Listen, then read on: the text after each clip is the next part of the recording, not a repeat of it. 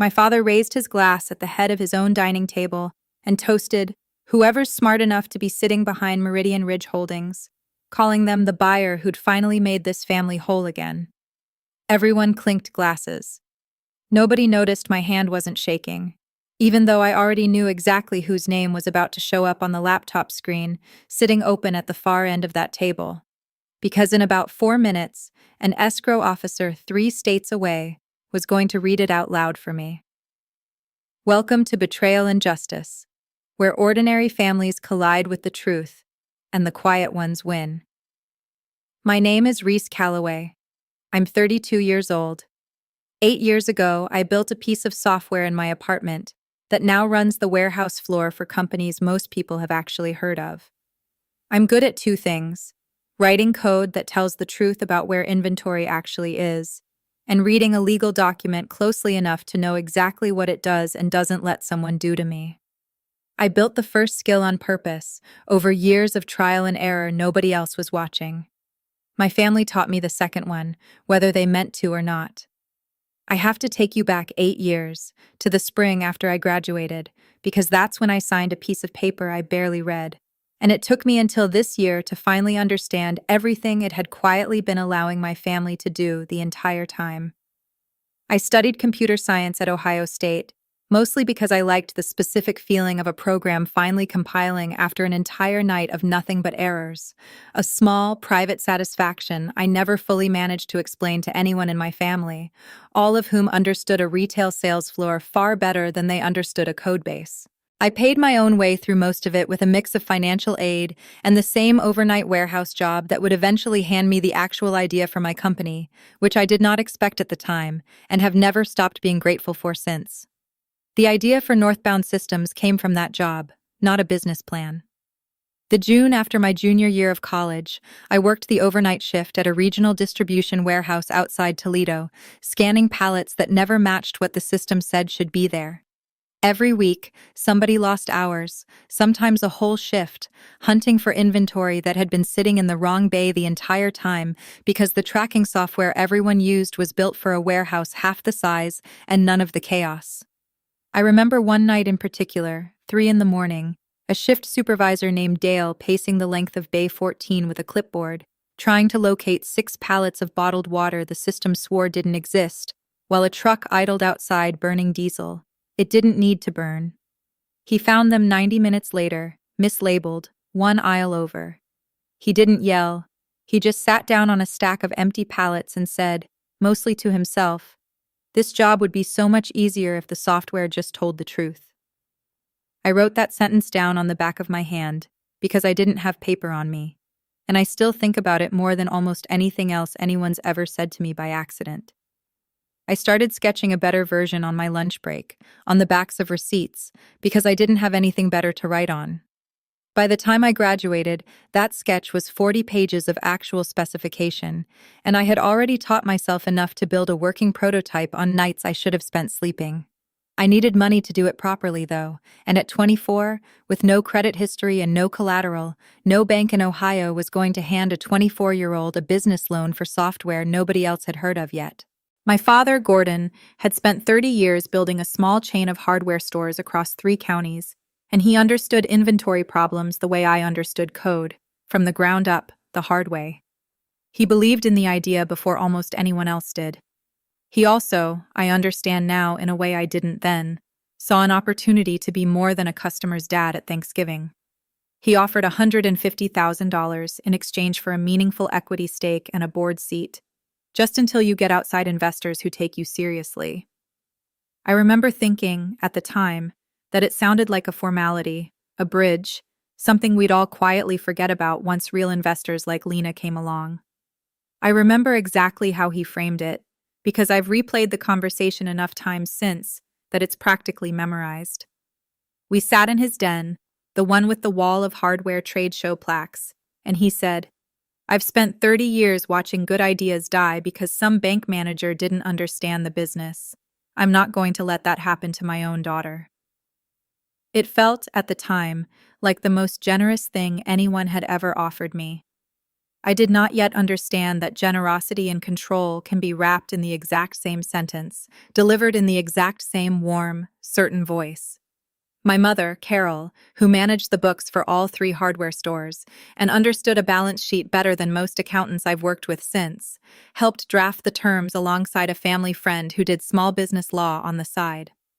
My brother Miles, 2 years older than me, came on as VP of Operations 6 months later, a title that meant considerably more on paper than it did in the actual, mostly two-person operation running out of my apartment at the time. I signed the shareholder agreement at my parents' kitchen table on a Sunday afternoon in April, exhausted, grateful, 24 years old, and simply relieved that someone believed in me enough to write a check. I did not read the drag-along provision on page 11 closely enough. I want to be honest about that, because it matters for everything that comes after. It said that if shareholders holding a supermajority of voting shares approved a sale of the company, all remaining shareholders were obligated to sell on the same terms. No veto, no holdout, no separate negotiation. It is an extremely standard clause. It exists to keep one stubborn minority investor from blocking a good deal for everyone else. I had simply never imagined, at 24, that the people holding that supermajority would ever be my own family, voting against me instead of alongside me. The first 2 years were the scrappy kind nobody glamorizes properly afterward. I coded through the night more often than I slept through it. Miles handled logistics and vendor calls with real, if untrained, competence. I want to be fair to him, because whatever came later, those early years he genuinely earned his seat. We landed our first paying customer in month 9, a mid-sized distributor in Columbus who is, to this day, still one of our best references. I drove out myself to install the first version on site because we couldn't afford a deployment engineer yet, and I remember sitting in the parking lot afterward calling Miles to tell him it actually worked, both of us laughing too hard to finish full sentences. Their warehouse manager called 3 weeks later, not to complain, but to ask if we could add a feature he hadn't known to ask for in the first place, and I stayed up until 4 a.m. building it because I wanted, badly, for someone besides my own family to believe this was real. By year 3, we had 11 employees crammed into a converted print shop and a churn rate low enough that our first real investor, a sharp, plain-spoken venture partner named Lena Farrow, took a meeting with us mostly as a favor to a mutual friend and left having decided to write us a check instead. Lena's diligence process was the first time anyone outside my family had ever asked to see our full cap table line by line, and I remember sitting across from her at a coffee shop, sliding the spreadsheet toward her, feeling strangely exposed in a way I couldn't name yet.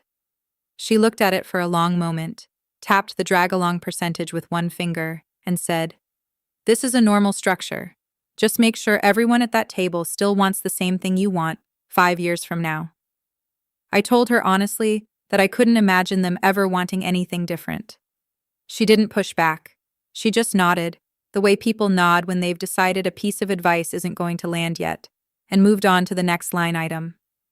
Our closest call in those years had nothing to do with the cap table at all. Our second largest customer at the time threatened to churn in year 4 after a bad integration rollout cost them a full day of warehouse downtime, and I flew out myself, on a red-eye, to sit in their operations center for 3 straight days, fixing what our team had gotten wrong. I slept on their break room couch twice. They renewed for another 3 years the following month, and their operations director still emails me directly, to this day, whenever he has an idea for the product. Gordon, when I told him about it afterward, mostly wanted to know what the renewal number came out to. I understand now that this was never really about him not caring. It was about him only ever having been taught to measure the parts of the story that showed up on a balance sheet. Lena became the person outside my family who actually explained the mechanics of what I'd signed. Over coffee, 2 years into her involvement, she asked casually whether my original shareholder agreement had drag-along language in it. I said I assumed so, since everyone told me it was standard. She asked if I'd read the exact percentage threshold. I hadn't, not carefully, not in years. She didn't lecture me. She just said, "Go read it again sometime when you're not exhausted, Reese. Papers like that are only boring right up until the day they're not." I remember that sentence landing somewhere and staying there, quiet, for years. the way a splinter does before you finally notice it. By year 5, Northbound had grown to 41 employees and $11 million in annual recurring revenue, real numbers, audited, the kind that get you unsolicited emails from private equity associates fishing for a meeting. I remember the exact afternoon we crossed that number because Colleen walked into my office, uncharacteristically grinning, and simply set a printed dashboard on my desk without saying a word. I called an all-hands that same afternoon, ordered pizza for 41 people, and stood on a folding chair to say thank you to a room full of people who'd built something real with me, one distracted customer call at a time. It remains, honestly, one of the best days of my professional life. I did not yet know that somewhere else that same week, my own father was already talking to a family friend about whether Northbound might be worth something real to somebody bigger. I remember a specific dinner around that same time, when a family friend asked Gordon what his daughter did for a living, and he answered for me before I could open my mouth. She writes some computer programs, he said, with a little help from her old man to get it off the ground. I didn't correct him in front of company. I've thought about that sentence more times since than I'd like to admit, mostly because I don't think he meant it unkindly. I think he genuinely believed it was still true, 8 years and 41 employees later. And I think that belief is closer to the root of everything that happened next than any single board vote was. My father's hardware stores, meanwhile, had started losing ground to 2 big-box openings within driving distance of his flagship location. He never said much about it directly. I noticed it the way you notice weather, the tightness around a conversation about the stores, the year he skipped the family ski trip to save some money, the way he quietly let go of 2 longtime employees I'd known since I was a kid, framing it both times as seasonal restructuring. I found out later from Carol, almost in passing, that he'd taken out a second loan against the flagship store's inventory that same year, using terms he never once mentioned to me directly, even as he sat on my own board reviewing my numbers every quarter. The way Miles started talking about protecting the family's overall position in board meetings, a phrase that used to mean nothing specific, and started, sometime in year 6, to mean something I couldn't quite name yet. The clearest example came at a board meeting that same year, when I proposed reinvesting a significant piece of that year's cash flow into hiring a real engineering team, rather than distributing a dividend to shareholders. Gordon voted against it, citing the family's need for some return on 8 years of patience, and Carol, visibly uncomfortable, sided with him anyway. Miles abstained, which at the time I read as simple fence-sitting rather than what I now understand it probably was. A small, quiet refusal to actively work against me, even if he wasn't yet ready to work against our father either. The dividend passed. It was modest, on paper. It was also the first time I understood, in a concrete and undeniable way, that being CEO of my own company did not automatically mean I controlled what happened to it. If you've ever watched a family's financial pressure start reshaping the way they talk about something that was never actually about money before, stay with me. This is going to take a while to tell right, and you're going to want to hear all of it. Year 6 was the year Miles started saying strange, careful things to me at family dinners, small enough that I could tell myself I was imagining the weight behind them. Just read everything Dad sends you to sign lately, okay? He told me once, apropos of nothing, while our mother was in the next room getting dessert. I asked him what he meant. He glanced toward the kitchen doorway before he answered, which told me almost as much as the words themselves did. Nothing, forget it, he said, and changed the subject to a shipment delay, the way people do when they've said more than they meant to and are already regretting it. I brought it up once more, a week later, over the phone, trying to sound casual about it. He laughed it off entirely that time, too quickly, and asked how the Columbus renewal was going instead. I let him change the subject. But I noticed, over the following months, that he stopped mentioning board logistics to me at all, even in passing, the way he used to when we were just 2 siblings running a company together, instead of whatever we'd quietly become. I didn't forget it. I am, at my core, a person who builds things by paying close attention to details other people rush past, and Miles had just handed me a detail I couldn't unhear. Over the following 2 months, I started doing something I hadn't done in years, actually watching, not just running, the data room access logs on our own document management system, the one I'd personally built the permission structure for back when we were 11 people in a print shop, and which I still, as CEO and founder, had full administrative visibility into, whether anyone else on the board remembered that or not. What I found was a folder labeled Project Riverside, created 4 months earlier, containing financial models, a customer concentration analysis, and a draft confidentiality agreement with a firm called Hollis Capital Partners, a boutique investment bank that specializes in exactly one thing: sell-side mergers and acquisitions for mid-market software companies. I spent that entire evening reading through the folder methodically, the way I'd read through a system's error logs after a production outage, refusing to let myself jump to conclusions before I had the full picture. The financial model itself was thorough, more thorough than anything Colleen usually built for internal use, which told me someone experienced had been guiding its construction from outside the company for a while.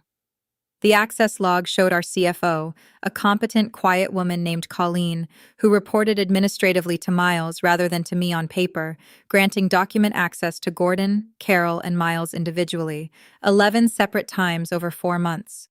My name did not appear anywhere in that access log, not once. I sat at my desk for 9 minutes before I did anything else. I counted them, because counting is the only thing that keeps my hands steady when the rest of me wants to shake. 9 minutes, staring at a folder name that translated, once I understood what I was looking at, into a single plain fact. My own board, holding a combined stake well past the supermajority threshold in my shareholder agreement, had been quietly running a sale process on my own company for 4 months without telling its CEO.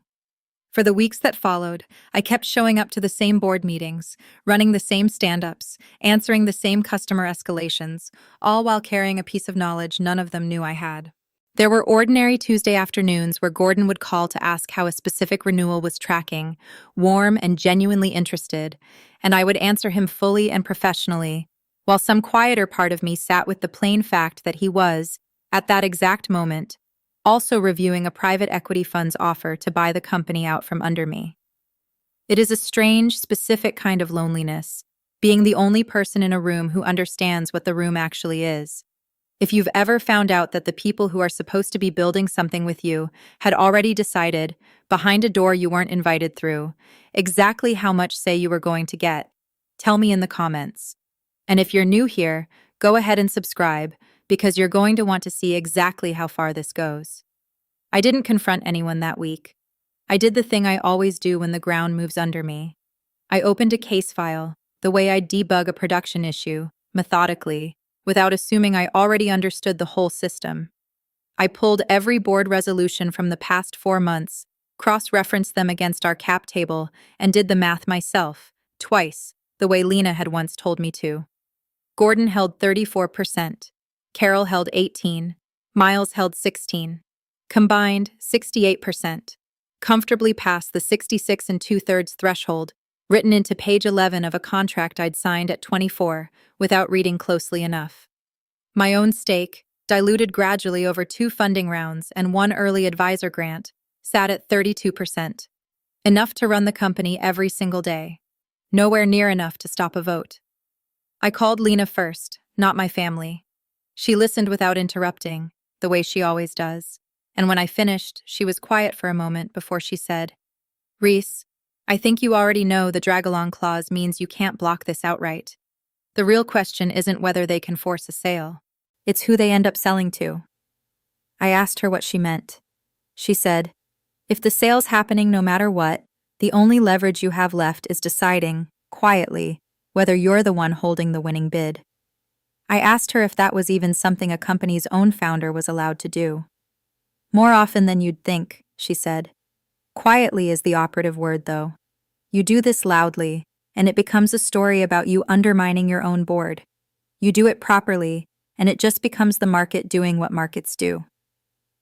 That same month, our team closed our biggest enterprise contract to date, a 3-year deal with a national retailer that would push our annual recurring revenue past $15 million once it fully ramped. I remember sitting in the closing call with our sales director, genuinely proud of what we'd built, and thinking, in the same breath, that somewhere in a different room, my own father was showing that exact revenue number to a banker as a reason to sell the company out from under me before I ever got a vote on the price. Over the following weeks, I logged what I found the way I log everything: dated, plain, without embellishment, because a fact doesn't need decoration to be true. Item 1.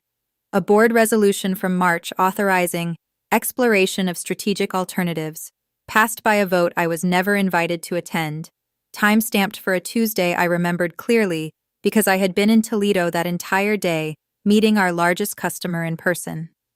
Item 2. An engagement letter with Hollis Capital Partners, signed by Gordon as board chair, dated the following week. Item 3.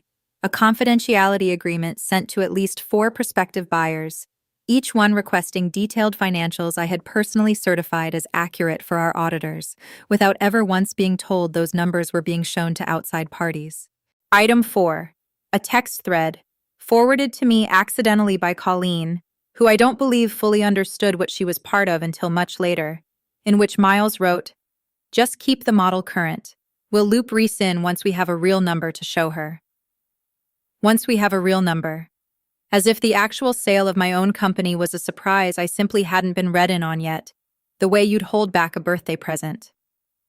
Item 5. A calendar invite for Q3 Strategic Planning Offsite, held at a hotel conference room 40 minutes from our office, on a day I had specifically been told the board was handling routine governance items that didn't require my attendance. I did not confront my family with any of this. Not yet. I wanted to understand the whole shape of it first, the same way I'd never ship a fix for a bug I hadn't fully diagnosed. I brought everything to Lena and to a corporate attorney she recommended, a careful, sharp-eyed man named Owen Marsh, who specialized in exactly this kind of minority shareholder mess. Owen confirmed what I already suspected. The drag-along clause was almost certainly enforceable. If the board voted to approve a sale at a fair price, backed by a legitimate process and a real banker's opinion on valuation, I would not be able to block it, however unfair the process leading up to that vote had felt. "You can't win by refusing to sell," Owen told me, in a conference room that smelled like the same burnt coffee every law office seems to keep on hand. But nobody said the buyer has to be a stranger. I sat with that sentence the same way I'd sat with Miles's warning months earlier, letting it settle into something I could actually build on instead of just feel. If my family was determined to sell my company out from under me, using a clause I'd signed at 24 without reading it properly, then the only real leverage left in the entire situation was deciding, quietly, who actually ended up owning it once the dust settled. If you've ever watched people you love build an entire plan around a version of you that stopped being accurate years ago, stay with me, because what I decided to do next took 4 months to set up properly, and you're going to want to see exactly how it landed. Lena and I spent the next several weeks structuring a plan that had to satisfy 2 conditions at once. It had to be a real, competitive, arm's-length bid, strong enough that Hollis Capital Partners would recommend it to my board on its own financial merits, with no hint that it was connected to me in any way. And it had to be funded cleanly, through people and capital sources, with no obvious tieback to Northbound's own CEO. Lena committed a significant piece of capital from her fund. I put in nearly all of my own liquid savings, 8 years of a founder's modest salary I'd never spent much of because I'd never had time to. Owen spent almost 3 weeks alone just on the ownership structure, walking me through federal beneficial ownership disclosure requirements line by line, making absolutely certain that nothing about the entity itself would ever be characterized as concealment rather than confidentiality. "There's a real legal line between the two," he told me more than once, "and you do not want to find yourself on the wrong side of it just because you're angry." I appreciated, more than I let on at the time, that he never once let my anger talk him into cutting a corner. Owen structured the holding entity, Meridian Ridge Holdings, LLC, registered in a different state, with Lena's fund and a small group of her co-investors listed as the visible capital partners, and me as the entity's sole beneficial owner on file with the required federal ownership registry, a fact that would stay legally private right up until closing, but never, at any point, illegal or hidden in a way that would put the deal itself at risk. There was a week in the middle of that process, close to the second round of bidding, where I nearly called the whole thing off. I sat in my car outside my own office for 20 minutes one morning, unable to make myself go inside and sit across from Miles in a status meeting knowing what I knew. I called Lena from the parking lot. She didn't try to talk me out of the fear. She just said, "You don't have to feel ready. You just have to keep being accurate about what's actually true, one step at a time, the same way you debug anything else." I went inside. I ran the status meeting. I did not call the whole thing off. I told exactly one person outside of Lena and Owen. My friend Hannah, who I'd known since our first year of business school, and who has never once, in 12 years, told me to calm down when I clearly wasn't going to. She listened to the entire plan over Thai food in my kitchen, quiet for longer than I'd ever seen her go quiet, and then asked the only question that mattered. "Are you doing this to win, or are you doing this because you're still hoping they'll notice what they're actually doing to you?" I told her, honestly, probably both. She didn't tell me to abandon the plan. She just said, "Then make sure you can live with it either way it lands," and reached for the last of the spring rolls like the conversation was settled. Later that night, packing up the containers, she added, almost as an afterthought, "For what it's worth, I don't think there's a version of this where you don't end up owning that company again. You built the thing. It was always going to find its way back to you." I didn't believe her completely, not that night. I believe her now. Over the following 2 months, Meridian Ridge Holdings submitted an indication of interest through Hollis Capital Partners, along with 3 other prospective buyers, 2 strategic acquirers from adjacent software categories, and 1 larger private equity fund, known mostly for buying companies and gutting their headcount within 18 months. I sat through an entire board update in June, listening to Miles describe that private equity fund's offer as the strongest one on the table so far, fully aware that the number he was quoting was still lower than the bid I'd already authorized Lena to submit the following week. It was one of the strangest experiences of my professional life, watching my own family debate my company's future value in a room where I was technically present, but functionally invisible to the actual negotiation happening around me. There was one close call, in May, when Hollis Capital's associate Amanda mentioned, almost in passing during a diligence call, that Meridian Ridge's counsel had asked unusually detailed questions about our customer contract renewal terms. Questions, she said, that read like someone who already knows this business extremely well. Gordon laughed it off as thorough due diligence. I said nothing, and made a note to ask Owen to have his team dial back the specificity of future requests, a small correction that, thankfully, nobody else in that room ever thought twice about again. I watched, from inside my own company, as my father and brother debated the merits of each bid and board materials I now had every right to see as CEO, even as they still believed I had no idea a sale process existed at all. Meridian Ridge's offer came in highest, at $42 million in enterprise value, with terms explicitly protecting employee headcount and existing customer contracts for a minimum of 3 years.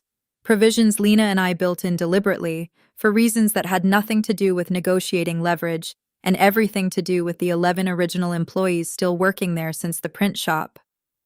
If you've ever built the strongest, most careful case of your entire life and then had to sit quietly and watch someone else take credit for recognizing its value, tell me in the comments. And if this story is doing what I think it's doing to your evening, hit subscribe, because the closing dinner is coming, and you're going to want to see exactly how it lands. The board voted to approve the Meridian Ridge offer in a meeting in early spring that I attended in my actual role as CEO, presenting operational diligence materials to a room that included my own father, mother, and brother voting, unknowingly, to sell the company to me. Gordon called it the best number we could have hoped for, and asked Hollis Capital's lead banker, a polished young associate named Amanda, whether Meridian Ridge's team had asked many questions during diligence. "Surprisingly few, actually," she said, flipping through her notes. "They already seemed to understand the business extremely well going in." I kept my eyes on my own notepad and did not trust myself to look up. Carol asked thoughtful, careful questions about the employee protections, the way she asks about anything she genuinely cares about. And I remember watching her read that specific clause twice, visibly relieved, without ever once asking who had insisted on including it. Miles voted yes without much comment, though he caught my eye once across the table in a way I couldn't quite read yet, and looked away first. The deal closed on a Friday in April, 4 months after I first found that folder named Project Riverside. My family scheduled a celebration dinner for that same evening at my parents' house, the kind with the good dishes out, and a bottle of champagne Gordon had apparently been saving for exactly this occasion. I want to be honest, I almost didn't go. Hannah sat with me on my kitchen floor for 20 minutes that afternoon while I talked myself into it, the same way I imagine some of you have talked yourselves into harder rooms than that one. She made me repeat, out loud, exactly what I planned to say once the call connected. Twice. Because the first version still sounded like I was bracing for an argument, instead of simply stating a fact. "You're not on trial tonight," she told me. "You already won. You're just walking in to collect it in person." I packed the 3 documents into a slim folder before I left my apartment, the same folder I still keep in my office now, and drove to my parents' house with the radio off the entire way. In the end, I went, because I had spent 4 months building toward a specific moment, and I was not going to let it happen without me actually being in the room. Dinner went the way family dinners in that house always went. Pot roast, the good wine, Miles's wife asking polite questions about Northbound's product roadmap that Gordon kept gently steering back toward the sale instead. He talked, more than once, about finally being able to help fund a proper renovation of the flagship store, about a vacation he and Carol had been putting off for a decade, about the family finally getting some breathing room. I answered questions about the product roadmap honestly, the way I always do, and said almost nothing about the sale itself, letting my father fill that particular silence the way he always has. Around dessert, Gordon opened his laptop on the table, angled it so everyone could see, and explained that Hollis Capital had arranged a final video call with the deal's escrow officer to confirm the wire transfer and walk through the closing certificate together. "A routine last step," he said, "so we can all actually watch the money become real." He poured champagne while we waited for the call to connect. He raised his glass before anyone had taken a sip and said, with the easy confidence of a man who believed he had solved every problem this family currently had, "To whoever's smart enough to be sitting behind Meridian Ridge Holdings for finally making this family whole again." Everyone clinked glasses. I clinked mine too. My hand did not shake, because I had spent 4 months making sure it wouldn't have to. The escrow officer's face appeared on the laptop screen a moment later, professional, unhurried, sharing a document on her end that populated across Gordon's screen in real time. The final closing certificate, funds confirmed, signatures verified, and at the bottom, in the section every closing document like this legally requires, the ultimate beneficial owner of the acquiring entity, listed plainly, the way facts get listed when nobody's trying to soften them. Meridian Ridge Holdings, LLC. Ultimate beneficial owner, Reese A. Calloway. The escrow officer read the line aloud, the way she reads every closing certificate aloud, a formality she'd clearly performed 1,000 times without once expecting the room on the other end of the call to go completely silent around it. For a moment, nobody at that table moved at all. Miles's wife glanced between the screen and the rest of the family, clearly sensing something had shifted without yet understanding what. Carol's fork was still resting against her plate, forgotten mid-bite. It was, I think, the longest 3 seconds of genuine silence I have ever experienced in that dining room in my entire life. My father stared at the screen the way you stare at a sentence that doesn't fit the day you thought you were having. "That has to be a system error," he said. "Read that again." "It's not an error, Dad," I said. "I'm Meridian Ridge Holdings. I have been since the bid went in." The table went quiet the specific way a room goes quiet when everyone in it is trying to decide whether they heard something correctly. 4 seconds. I counted them, the same way I count everything, because counting is the only thing that keeps my hands steady when the rest of me wants to shake. Nobody clinked a glass again. "You've owned this the whole time?" Carol's voice had gone thin, the champagne still raised halfway to her mouth, forgotten there. I set my own glass down. I've owned it since the wire cleared this afternoon, I said. But I've known about Project Riverside for 4 months. I found the data room logs myself, in March. Colleen granted board access to the three of you 11 times over 4 months. My name wasn't on that list once. Gordon's face did something I had spent 4 months imagining and had never quite pictured accurately until I watched it happen for real. Not shock exactly. The particular unraveling of a man who had spent an entire process believing he held every card, only to learn the person across the table had been holding a better hand the entire time, quietly, without ever once needing to show it early. "This is completely inappropriate," he said. "You used inside information. You had no right to bid on your own company without disclosing it." I opened the folder I'd brought with me, the one that had been sitting in my bag since before dinner started. I laid the first document on the tablecloth, a copy of the original shareholder agreement, page 11 circled in red pen, dated the April them turned 24. "This is the drag-along clause," I said.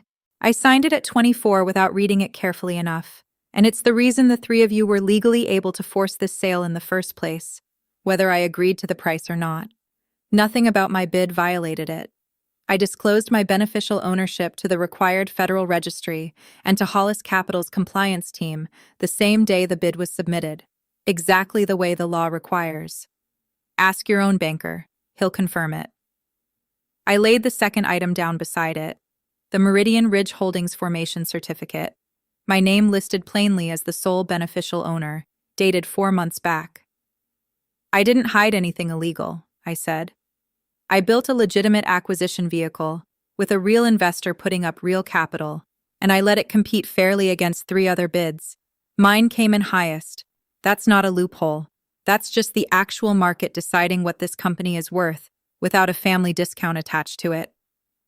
My mother had her hand pressed over her mouth. Miles was staring at the tablecloth like it might rearrange itself into a version of this dinner he could survive. I laid the third document down last, because you saved the heart for the end. The signed purchase agreement itself, 42 pages, my own signature on the final line as Meridian Ridge's authorized representative. "This is the deal you all voted to approve 4 months of due diligence into," I said. "You got the number you wanted. Every employee protection clause you were so relieved to see tonight, Mom. I put those in myself, because I actually care what happens to the people who've been here since we were 11 people in a print shop. You just never asked who wrote them." Nobody spoke. The escrow officer, still visible on the laptop screen, had gone very still. The way professionals go still when they realize the call they were hired to run has become the least important part of what's happening in the room. My father found his voice first, and it came out exactly the way I'd expected, over 4 months of imagining this exact conversation. Not soft, not sorry, furious. "You let us run an entire process believing we were selling to a stranger. You let us stand here and—" "Dad," Miles said quietly, the first thing he'd said since the call connected. "Maybe let her finish." It was such a small sentence. It was also the bravest thing I ever heard my brother say at that table, and it is entirely possible that years from now, it's the thing I forgive him for everything else because of. "I let you show me exactly what you were willing to do without me," I said. "I didn't write the drag-along clause into a contract at 24 and hope nobody would ever use it against me. I didn't run a 4-month sale process behind my own CEO's back and call it protecting the family's position. I only waited until I understood the whole shape of what you'd built, so nobody at this table could tell me later that I imagined it." That's when my mother, Carol, set her champagne glass down without drinking from it, and looked at me the way she used to look at the ledgers for the hardware stores when a number wasn't reconciling. Not with anger yet, just with the specific, dawning arithmetic of a person realizing the story she'd told herself for months had just been read back to her by the one person who'd actually kept score the whole time. "The employee protections," she said slowly. "You put those in." "I did," I said, "because 41 people built this with me before any of you needed it to solve a cash problem." My father's face cracked, just once, just for a second. Not performance, something real and frightened underneath it. The look of a man realizing the daughter he'd once decided needed his help to be taken seriously had just out-negotiated an investment bank without him noticing. Then it closed back over, fast, the way a wound closes before a person is ready to let it heal. "This doesn't change what the board approved," he said. "The sale stands." "I don't want it undone," I said, and I meant it in a way that surprised even me sitting there. "The deal closes exactly the way the three of you voted for it. You get your money, Dad. The stores get their runway. What I want is for everyone at this table to stop telling each other that selling my company out from under me was ever the same thing as protecting this family. It was never that. It was a payout, and you were entitled to negotiate for one. You were never entitled to negotiate it without me in the room." I gathered my 3 documents back into the folder. I thanked my mother for dinner, because I'd learned a long time ago that leaving with your composure intact costs you nothing and tells the room everything it needs to know. Miles's wife caught my eye on my way to the door and mouthed, "Good for you," which was more support than I expected from someone who'd known this family for exactly 4 years and had just watched her in-laws unravel in real time over a laptop screen. I drove home with the windows down, the whole way, crying for most of it, not from grief. From the plain, specific relief of finally setting something down that I had carried alone for 4 months. If you've ever had to prove, calmly, in front of your own family, that you'd already won a fight they didn't know you were fighting, stay with me, because the weeks after taught me almost as much as that dinner did. The transition closing paperwork finalized without incident over the following month, exactly the way any arm's-length acquisition would. As the new majority owner operating through Meridian Ridge, I restructured the board within the first 30 days. Lena joined as an investor director, Owen came on in an advisory capacity, and I offered Miles a genuine, honestly negotiated operating role reporting directly to me, without a board seat attached to it this time. He took 2 weeks to decide. He texted me on a Tuesday. "I still don't fully know how to feel about any of this, but I'd rather build the next version of this with you than not be part of it at all." I told him that was more honesty than I'd gotten out of him in 8 years, and that it was more than enough to start with. We've had exactly one real conversation about that dinner since, sitting in my office on a Friday evening after everyone else had gone home. He told me he'd known about the sale process almost from the beginning, that he'd gone along with it because Gordon had framed it, to him too, as protecting the family rather than sidelining me, and that the hint he'd given me at that family dinner was the closest he could get himself to actually stopping it outright. "I should have just told you directly," he said. "I told myself the hint counted as telling you. It didn't." I told him I appreciated him saying so out loud now, more than the version of him that stayed quiet for 6 months ever could have. My father did not take a role in any capacity, which had never been part of the plan on either side. He called me once, 3 weeks after the dinner, and told me, in the same careful, unshaken voice he'd used to offer me $150,000 8 years earlier, that he still believed selling had been the right call for the family. He did not apologize for how it happened. "I still think you should have told us what you were planning," he said. I told him that was almost word for word the same sentence I'd wanted to say to him for 4 months, and that I understood now, better than I had before, exactly why he never had. He didn't have a quick answer for that. I told him I understood that he might never see it differently, and that I loved him anyway, and that both of those things were allowed to be true about the same person. He was quiet for a long moment before he said, "I didn't think you had it in you to out-negotiate a whole investment bank." I told him I didn't either, until I had to. My mother has called every week since, and the calls have gotten longer, the way conversations do once 2 people finally stop performing a version of a relationship neither of them entirely believed in anymore. She asked me, on one of those calls, whether I'd ever have told them about Meridian Ridge if the escrow call hadn't forced the disclosure. I told her the truth, that I'd built the entire plan intending exactly that moment, that same room, on purpose, because the truth deserved the same table the secret had been kept at for 4 months. She didn't argue with that. I think some part of her understood it better than she let on. Northbound has grown by 19% in the 2 quarters since the sale closed, the fastest stretch in the company's history, and every one of the 41 original employees still has a job, exactly the way the contract Lena and I built promised they would.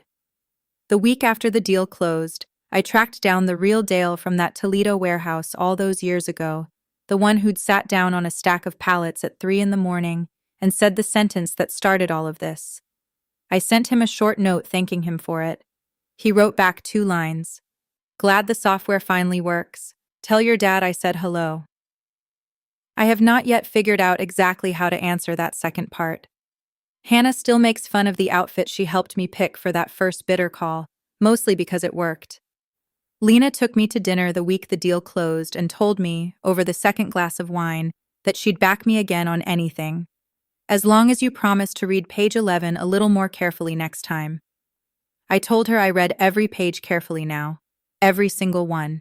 We still meet every other Monday, the same standing calendar invite we've had for 3 years now, except these days at least half of every call is just her asking pointed, delighted questions about how it feels to finally run a board made up entirely of people who actually want the same things I want. Better, I keep telling her. She keeps saying she already knew that would be the answer. Here's what 8 years of building software that tells the truth about where things actually are, and 4 months of quietly building a case nobody else knew existed, finally taught me. A signature you don't fully understand at 24 can end up costing you more than money. And a family that tells you they're protecting you, while making sure you're the last one to know what they're actually doing, is protecting themselves, not you. It took me 32 years to say that out loud, at my own parents' dinner table, in front of a laptop screen that told the truth before any of us were ready for it. I don't regret how long it took me to say it. I only regret that it took an escrow call, instead of an actual conversation, to finally make the room listen. If you've ever had to quietly outbuild the very people who assumed you'd never notice what they were doing, comment page 11, so I know you're still with me. And if this one landed the way I think it did, share it with somebody who's been building their own quiet case, waiting for the right room to finally set it down in. I still keep that folder in my top desk drawer, 3 documents, worn soft at the edges now. I don't need it anymore. I just like knowing exactly where it is, and knowing that if I ever need it again, I'll already know exactly how to build another one just like it. I'll see you again in the very next story.